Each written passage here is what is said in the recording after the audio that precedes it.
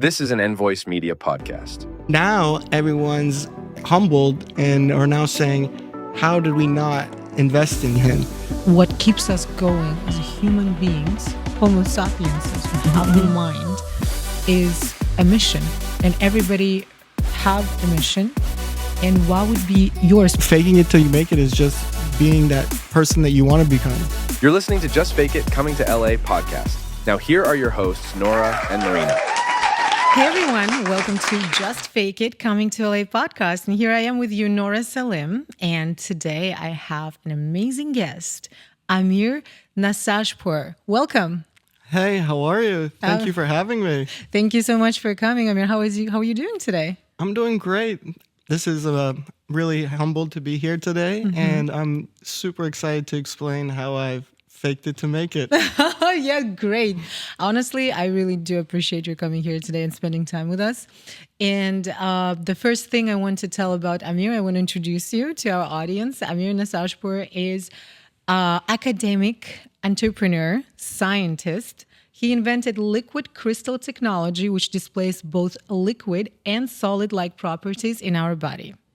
I know it sounds really, really scientific, but we're going to break it down for people right now. So tell me more about your technology, Amir.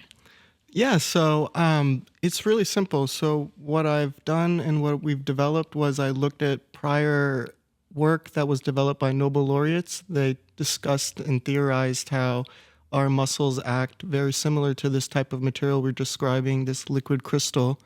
And from there, I reverse engineered that phase of material. And from that, we were able to create this technology that I've proprietarily patented, and now we've spun off an organization from. Yeah, and I know that you are also CEO of your company, which is called Entropic Biosciences. Sounds, as I said before, very complicated, but I know if I say it in a simple words, you pretty much created artificial skin. Yes? Exactly. So yeah, we've created technology that expedites skin growth. So this is absolutely amazing because you're saving so many animals from testing, because lots of cosmetic brands use animal testing. And by your technology, we can actually reduce the amount of cruelty in the big businesses, multi-billion-dollar businesses like this.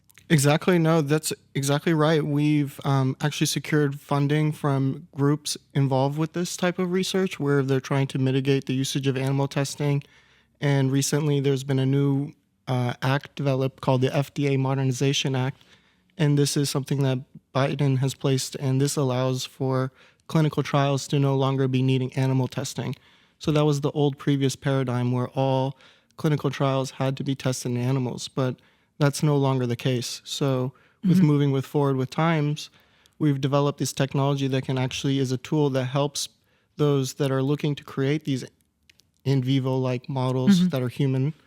And from there, now we've been working with the organizations here at Cedars-Sinai, the local hospital here in Los Angeles, and I'm very hoping that this technology will have an impact in society.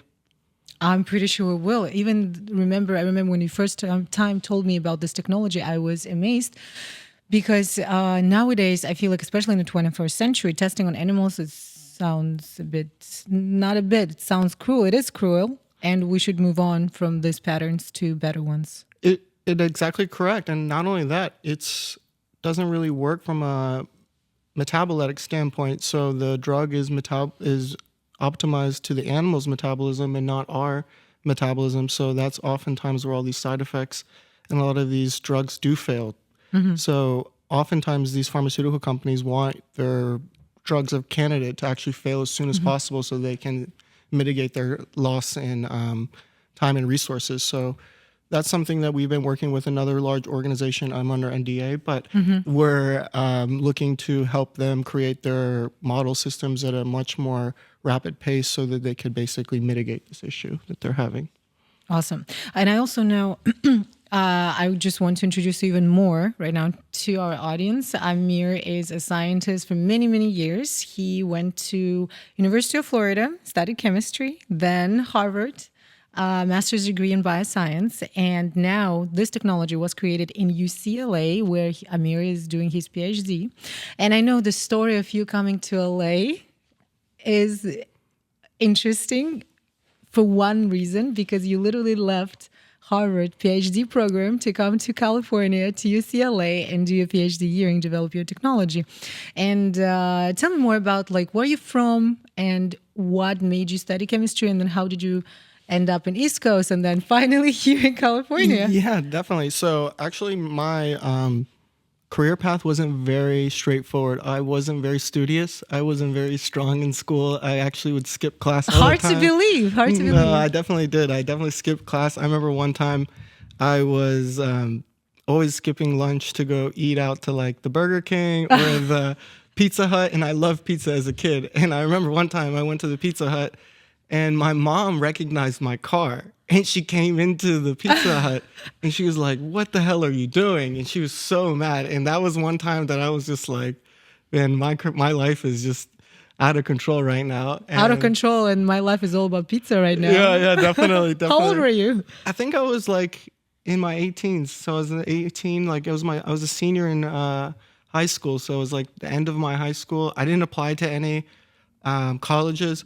Eerily enough, I scored in the top 5 percentile in my SATs, and I didn't really apply to any colleges. Oh, so my God. It was really funny. So I didn't really apply. I didn't really study or anything like that. I remember I took the exam hungover.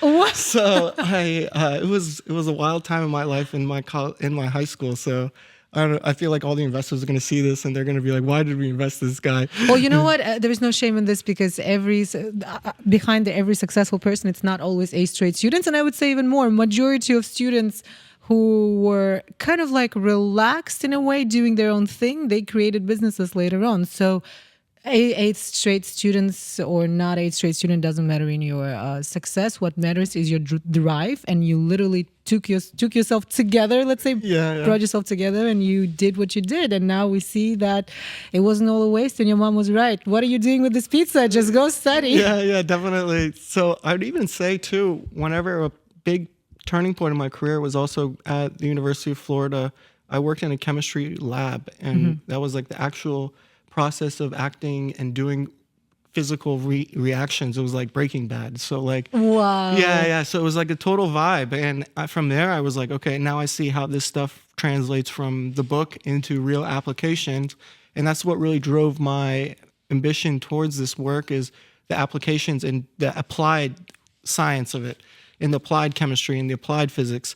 So from there, that's where I was serendipitous enough to publish a manuscript under my undergraduate career, and that's what kind of really star-studded me to go to Harvard. And from there, that's where my engineering background in bioengineering, and really where I learned a lot of this stuff involving this technology that I developed. How did you come up with this technology? Because I know that as scientists, you draw an inspiration from something. And I really want to know more about how did you get inspired? Yeah, so that's a great question that you bring up, because I have a very abstract way of looking at science. I look at how nature solves problems. So nature has gone through eons in solving material problems. So that plant right there sitting there is not mobile, but it's optimized the materials within its own constituent plant mainframe to where it can be optimized and proliferate and also decimate and release its DNA through progeny. So I look at nature for inspiration, and this research project really was inspirational in the fact that I looked at how birds shoal together and how animals come together. And from that, I looked at how that dynamic behavior, if I could recreate that, and that dynamic behavior could be really interesting for my field. Now it reminds me Einstein and his methods. Oh, no, far from it. Far from it. No, but yeah, I looked at that and I drew inspiration from that work. And from that, I developed this biomaterial that actually has very similar properties to the way animals aggregate and form shoals and form mechanical properties. And those mechanical properties, I was able to derive them to do work for us. So that work, I'm able to make cells aggregate into tissue. So it's been a very interesting journey, and I'm not going to lie to you, it hasn't been very straightforward. There was nights that I cried and was like, why the hell did I do this startup? I had a really good cushy position to go to a faculty position at Harvard, and I put that away because So you literally said no to become a professor in Harvard to do this technology. Pretty much to start. It is a true devotion. Yeah. It was like one of those moments, and then they even raised the salary to a number that was pretty abnormal for someone to get at a position at my career early on. And usually a lot of my colleagues still haven't gotten a position offered, and going straight from your PhD to one of the top institutes is kind of it's a nice little track record. You're being humble right now. It's not just a nice little track record. It's actually it's unique because not many people get that chance. And you turned it down. Yeah, I turned it down, and then I had nights that I was like, "Why the hell did I turn that down?" And overthinking, like, damn it, I should have just. Why do I need all this pain? Yeah. I could have just chilled, be a professor, have a nice salary, and be like just the thing, right? But now definitely. you're crying, you're struggling, raising, investing rounds, and all that. Oh yeah, definitely. So, and one thing I didn't know that I learned quite a bit now was in 2023 was the worst time to financially raise for a startup. Of course, it's after COVID. Yeah, so it was like the worst time, and no one mentioned that to me. And as a first-time founder, no one actually has any trust in you, and that's where kind of my faking it to where I made it comes into play. Talking about that, so I always refer you to like the guys like Steve Jobs, because those are the people who created the company, who was the pretty much main idea, who pushed the idea forward and became a CEO. And most of the times, I wouldn't say most of the times, but we see that not every time the founders are the CEOs, but you are the CEO of your startup, of your idea and of your invention. So how did that happen? Because you started in 2023, the Entropic Bioscience, you became a CEO of Entropic Bioscience on August 5th, 2023? Exactly, yeah. Yes. We got incorporated then, and I started raising money to get, funny enough, so little T, I invented this technology when I was in my PhD at UCLA, and I now have to license that technology from UCLA. Wow. So I'm paying UCLA quite a bit of money. I can't tell the amount of money, but it was a lot more money than they ever paid me during my PhD throughout my whole 5 or 6 years that I was in my PhD. So yeah. And I know that originally you started this whole thing in PhD Harvard, because you were actually doing PhD in Harvard. Yeah. And then why from Harvard did you fly to California, to LA, and then to UCLA, ended up here? Yeah. Because not many people would do that. Yeah, it was really crazy. So I would say I was influenced. Okay. Yeah, so I would say that my former supervisor at Harvard, he taught me quite a bit about my field in tissue engineering, and I published some manuscripts with him in dentistry and dental field and antimicrobial, and that could be a discussion for another day we can have. Absolutely, I would love that. But I had synergy with him, and I didn't want to start a new project over again because I had a conviction that this was something interesting and I wanted to finish it. Mm-hmm. So that was why I went. So pretty much you came after your supervisor to California. Exactly. So okay, you followed your supervisor, and now you are still working together? Well, this is what happened. So he came to California, and he offered to say, okay, I'll give you X, Y, and Z to work on that project you really like, and you could do your thing. And I said, okay, yeah, perfect. I came to California.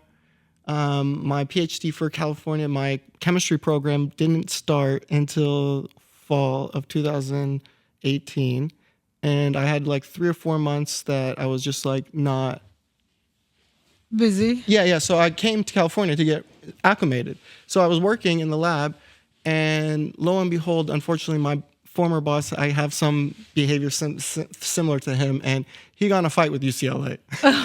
And unfortunately, the fight had him where he took all the money that he brought, $10 to $15 million. He took it to another institute and started his own school, own thing. And then I was stuck there like, okay, so what am I supposed to do right now? Like I have to finish my schooling. Like, this is my second time at bat. I have to finish. I moved from Harvard. I got to finish. So I went to his friend's lab, Paul Weiss, and from there I finished my PhD and did chemistry. And it was really a great time. Like I wrote grants, and it was like a great moment to like basically try to build this organization. But I'm not gonna lie, being an academic in California and LA was different. That's what I'm saying. Like you go to Harvard, you go to like there's like MIT next to it, and like there's so many universities, all the brightest minds are there. So you can actually go to the bar, to the pub, anywhere really you go, you can talk about it and people will understand. But here, you go outside, and we're talking about, remember the Krebs cycle. Nobody understands. No one. Nobody. So how did you find the strength to stay in this kind of environment of entertainment, let's say? So the funny thing from that was that I ended up learning a lot more from people that weren't in my field. So LA. Like what? Learning what from them? So LA has a very strong art community, and a lot of my closest friends that I hang out with are all very prominent artists. And from their art, I really kind of get inspiration from them. And sometimes we speak a little bit about what I do, but we speak at a very general level. But from that aspect, I think Los Angeles has actually made me a better scientist because it's made me cultured. Mm-hmm. So it doesn't make me think in a one-minded way where it has to be A plus B. It's just very like systematic in a scientific standpoint, but from LA standpoint, it's very abstract. Yeah, exactly. So I learned quite a bit from this being here, and I'm learning to embrace the culture that it has. Mm-hmm. And I know so far that you're from Florida, and don't hold it against me. I would never actually. I actually love Miami. To visit. Fair. Yeah, exactly. I'm not hating it all. I love Miami. I just love to visit, and I just love living here because, as you said, I love nature just like you, and I drew my inspiration from art just like you, and I want to be in the position to have it every day. Yeah, definitely.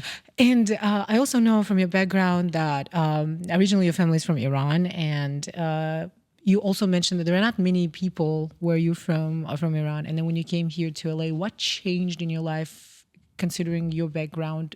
Did you have any, let's say, breakthrough meetings, or you met people who are very, very aligned with you or from similar background?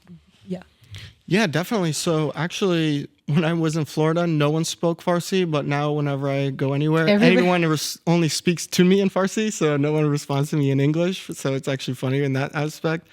But I actually was approached by some of the investor community. Mm-hmm. So there's a very prominent investor community in the area and also in the Bay Area that they found me. And basically they were one of my first checks in the company. So I would say that I was really adapted with the community of like the whole investment world and business. And before I came to LA, I had like a precedent in the scientific world. People kind of knew a little bit about me already. Mm-hmm. And here now, it's become now that LA, I've become very in tune with the business environment. And now, since I'm like getting lab space and doing things along that, I'm learning more about the real estate community. There's a big Iranian community here that's like big into real estate. And oh yes, LA it's a beautiful city of different kind of people from different backgrounds. And they kind of own businesses in different fields. Like if you say, oh, this guy's own this or this, they work in this field. And it's interesting how everything kind of divided. Of course, there are like some crossings in between the industries. But so far, I think that's why LA is beautiful, because you always can find your people here. Definitely. No, I think that LA has one other aspect that I really enjoy too, is a melting pot. So like it is. You can go anywhere, different parts of LA. Hey, I'm from Kazakhstan. Yeah, exactly. And then, but not only that, like we can go to a different part of LA and we can get a totally different vibe. Like we can go to Koreatown and get Korean food. We Absolutely. can go to Chinatown, we can get that type of cuisine, or any different types of regions is like very accessible here. And that's one thing that I'm liking quite a bit. And I don't know if I'll be able to really leave California. I mean, the weather is too good, right? That's what I'm saying. Everybody who comes to California, they're like, no, we're just going to be here for a little bit because we got to do X, Y, Z. But then they find themselves 10 years later, they're still here. I call it love and hate relationship, because you can love it, but you can also hate it for certain things. And I'm pretty sure you also hate California. I mean, not California, LA in particular for certain things, which will be what for you? So I would say definitely the traffic is something that I hate. The traffic is the worst thing that could ever be anything. So I think we sit like in traffic for like a week throughout our throughout a year. I think it's like that's how much time we spend in traffic. So I would say the traffic is something I do not like.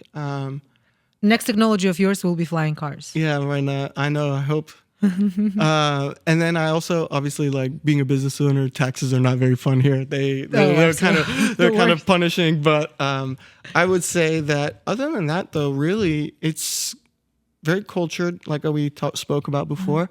And then the weather's amazing, and it's close to like a lot of the other more interesting places. Like you can go to Vegas, you can go to San Francisco real quick. I mean, I'm kind of spoiled that I'm kind of Southern California person now.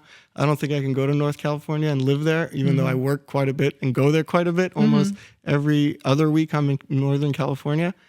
But I definitely think that it's got a charm behind it. Absolutely. And I know lots of people can hate on it or love it. But as I said, it's either love or hate or together, toxic relationship. It doesn't matter. We come here, we fall in love with this, and we want to make sure that we can also make it because, you know, there's such a hustle mentality in LA. Everybody hustles. There's a big hustle mentality. Huge. I mean, I would say that when I was in Boston, I would hustle, but here I see it all over and not just only in, say, like certain fields. It's a huge hustle. All fields here. All fields. All fields. Everyone's running. Surviving. It is. It's this big gauntlet. It's a jungle. Yeah, and I feel like whoever is stronger stays, whoever is weaker leaves, and that's how it works. And thousands of people coming here every day, remember. That's actually a very good point that you bring up because there's a lot of people that I knew in California that are no longer here. Because California does what you just mentioned. You know, in Russian classics, there is a poem which I can translate kind of. California, especially LA, brings people in with a beautiful smile. It chews it up and spits it out. Yeah. If you cannot survive. That is so true. Yep. That should be the highlight of this whole talk. But LA and California really has one of the biggest opportunities in the world. I would definitely say so. Yes. And one of the opportunities, it's you actually an example of that mentality because you were a scientist, you developed a technology, but you also became a CEO of your company and you already did few rounds of investments. And I don't want to say anything ahead of things till they happen, but even to raise investments for your technology, and not just I'm talking about small amounts, I'm talking about big amounts, you already did that. And in the beginning, investors might not even see you as CEO.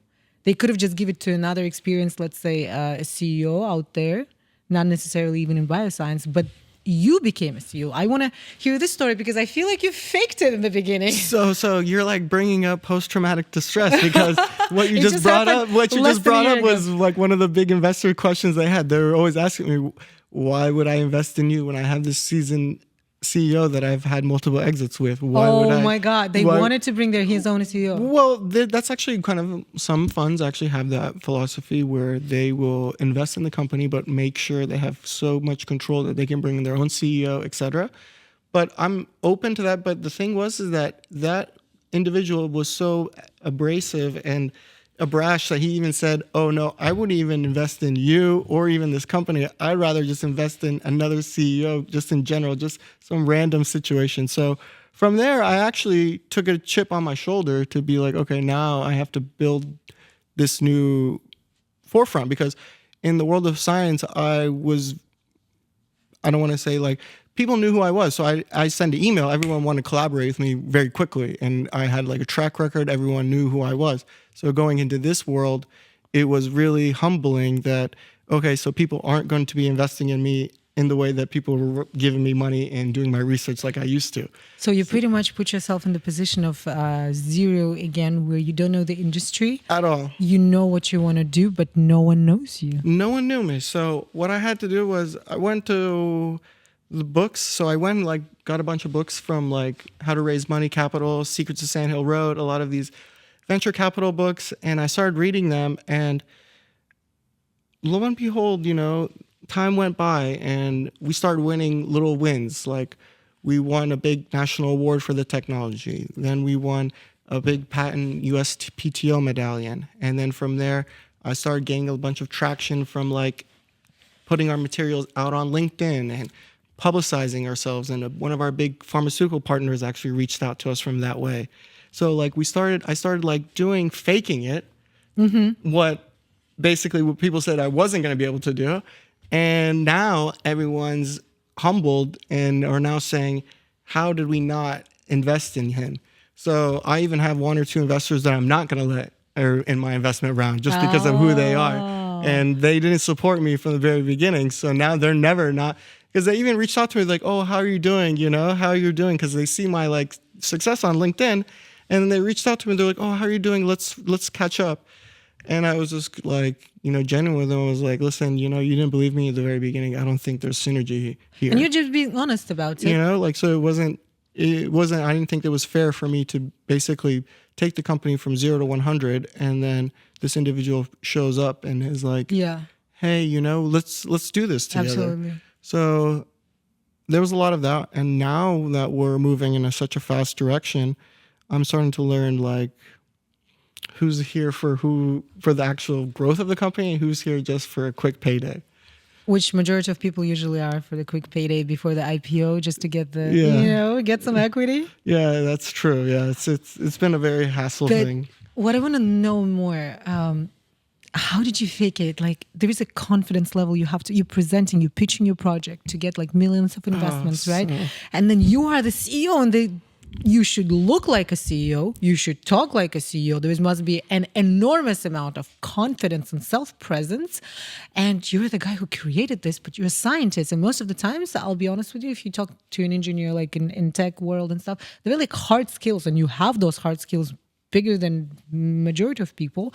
But they're also soft skills. And they do not come together that often, which you do have. And I feel like you developed it.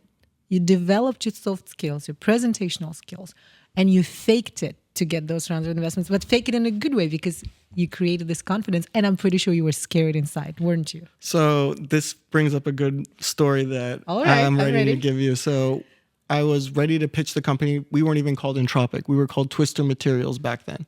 So this is before I like the Entropic better. Yeah, definitely. So this is before we were incorporated, and I went to a pitch roadshow. So we were invited to this pitch show roadshow. Mind you, I was the youngest person there.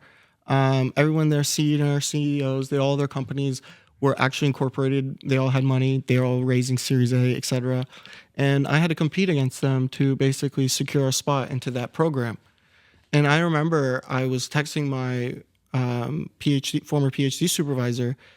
I'm really scared. Like, what am I doing here? Wow, you had that moment.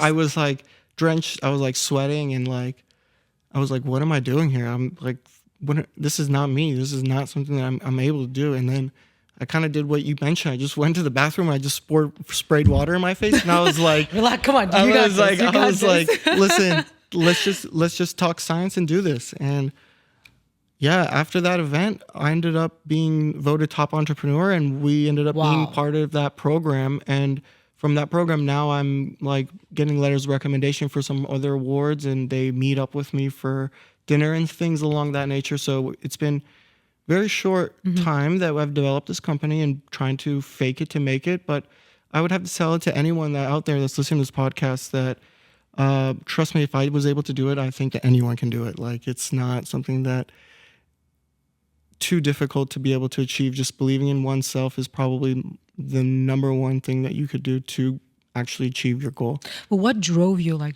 you could have just like say, okay, I'm just gonna get the round of investments, not become a CEO, just kind of let it go. But you still was very, very like persuasive to become a CEO because you wanted to run a company yourself. So actually, the funny thing is that the investors were like, we believe in you as a CEO, so we don't want you to go. So they invested in me as a CEO, and now I'm learning more and more and building this mindset for it, and I'm realizing that it's all about being a good manager. And this manager that sets three things: he sets the culture, he makes sure that money's in the bank, and he makes sure that there's a vision for the organization. So I'm trying to fill out those three like main aims. And it's also you got to have a good team, which you already built. There's so much learning process, and the company is only less than a year. And I know that probably soon, which I don't want to talk a lot here, we'd rather see it soon, but it's getting closer to the point where every company wants to end up. It's IPO, public, eventually. And it's record timeline because the company was created less than a year ago. No, we're moving really quick. So we're pricing our round, and now we're moving into our first true financial round. And now I'm securing our first 2 big contracts with the hospital and also the pharmaceutical company. So from there, I'm going to show customer retention and demonstrate the value of the technology in their pipeline. And then from there, we should be able to do our next financial round. And then hopefully we either go public or do another round of private equity round. But I'm hoping to see where the road leads. I'm more in tune with trying to use this technology to solve a major biomedical problem. And we've talked about it prior, because you told me that, you grew up with no money, simple family. Your parents are immigrants, and we're all immigrants here, same here, sitting here. And I also know that the way you see money now, so we always want money when we grow up regularly with no money, pretty much. But then when you get to that point, what did you feel like? Yeah, so I would say that I had a turning point whenever I won this one major award and these Nobel laureates, because this award, like, there was also Nobel laureates getting this award for the senior level. I was getting it for the junior level, and they told me to, use what talent you have for making a difference in society. And then from there, I realized that, it's would be really self-centered of me to just focus on trying to make my investors a bunch of money. And even though I do have to serve them as as a shareholder of my organization to share, But I'm looking at a new mindset where I would want this to make an impact in society. So I'm changing my thought process and my whole paradigm of doing work in general. So I would say that this is like a new thought process of me, is trying to make more of an impact in long-term society than just a quick exit.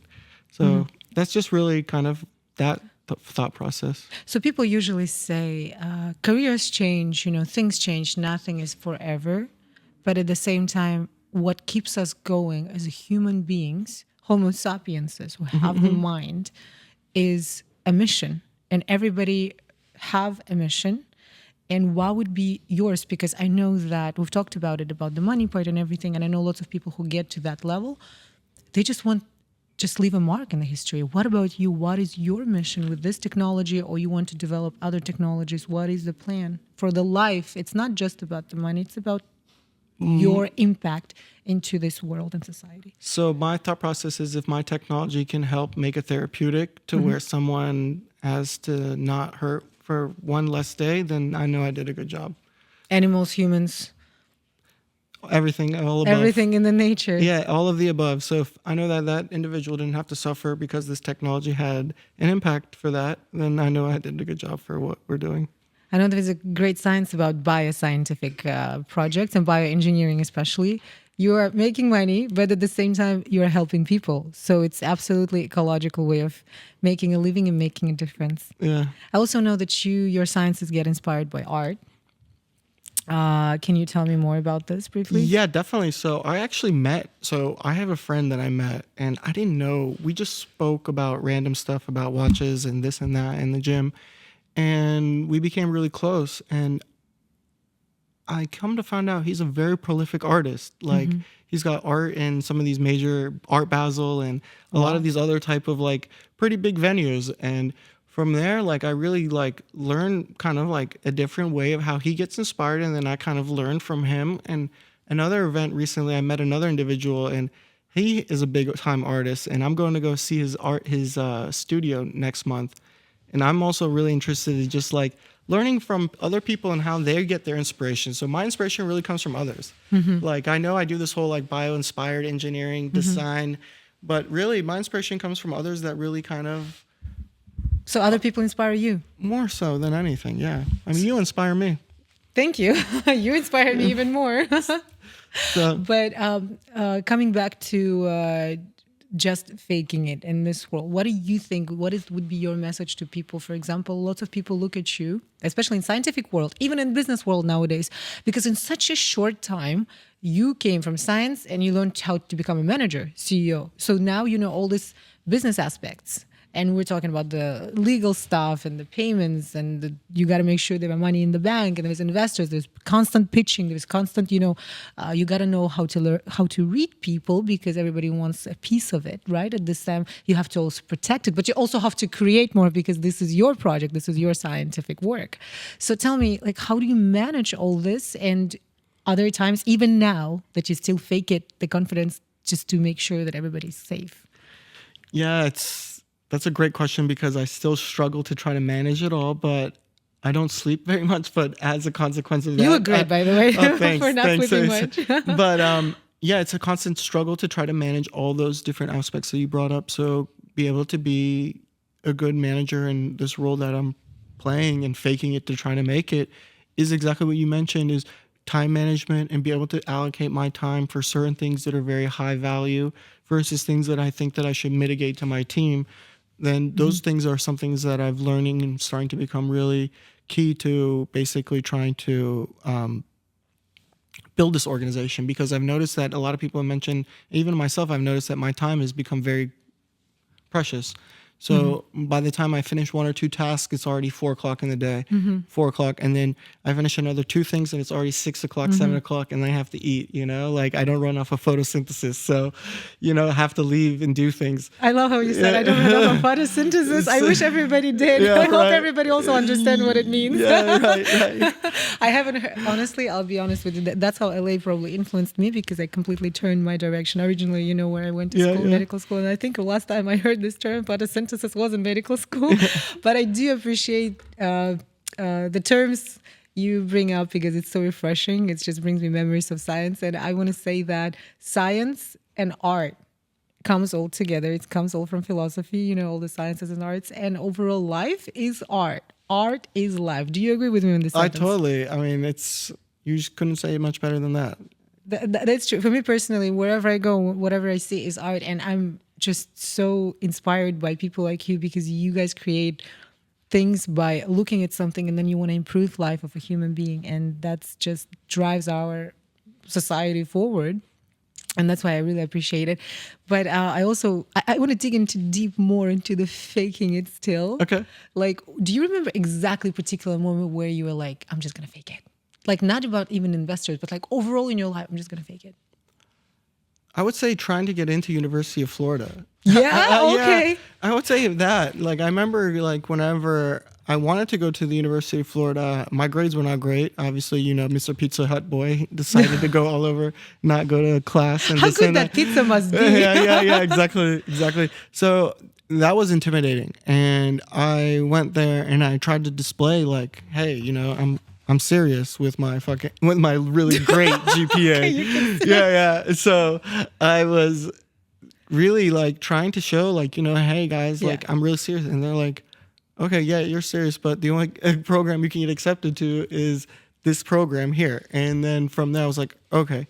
So I got into the program, and then from there I excelled in my grades, and I switched from the program that they placed me in into chemistry. Well, what was the original program? They put me into plants. They put me into studying horticulture. Okay. Yeah, so they basically botanics.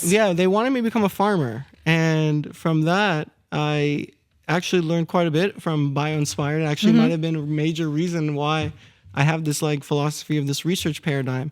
So then from there I excelled and I did really well in my classes at University of Florida, and then from there they put me into the chemistry, because they were like, okay, this guy's already finished all the major chemistry classes, because I took all the advanced courses before you were supposed to, and I published a manuscript, and they're okay, this guy's legit. So pretty much there was a shift. In high school, you were the boy who did not give much promise in science or academic world whatsoever. But then when they put you in botanics, you were just like, okay, well, I have what I do. So pretty much you worked with whatever you had in your hands. And not necessarily because you wanted it, it's just what happened. You got into university to whatever, and then you accelerated from that point. Exactly. So that probably be a message, like no matter where you are, use your assets, whatever you have, and try to make it better. You fake it. You fake it. Till you make it, right? That is true. Well, honestly, it was such a great conversation. And I know there's so much more to say.